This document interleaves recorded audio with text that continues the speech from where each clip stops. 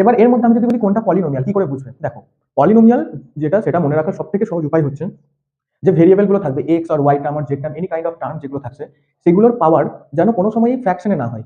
মানে 1/2 মানে 0.5, এটা একটা ফ্র্যাকশন, এই ফ্র্যাকশনে যেন না হয়, কখনো যেন নেগেটিভ পাওয়ার না হয়। সবসময় পাওয়ারটাকে তোমার হোল ইন্টিজার, অর্থাৎ 1 2 3 4 5 6 0, 100 1 110 1010 এরকম হতে পারে, কিন্তু কখনোই 1010.1 -1010 নেগেটিভ ফ্র্যাকশন এ সমস্ত থাকবে না।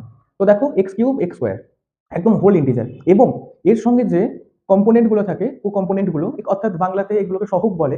তো ভেরিয়েবলের সঙ্গে যে কম্পোনেন্ট গুলো থাকে সেগুলোকে সহগ বলে। এই সহগগুলোকে অবশ্যই তোমার রিয়েল নাম্বার হতে হবে। রিয়েল নাম্বার মানে 1 2 3 4 5 6 up to natural number, real number যেটা হয় 10 100 1000 1 লাখ, সমস্ত কিছু হতে পারে। কিন্তু কখনোই e to the power x x or sine pi x to the power -5 এরকম হলে কিন্তু পলিনোমিয়াল হবে না।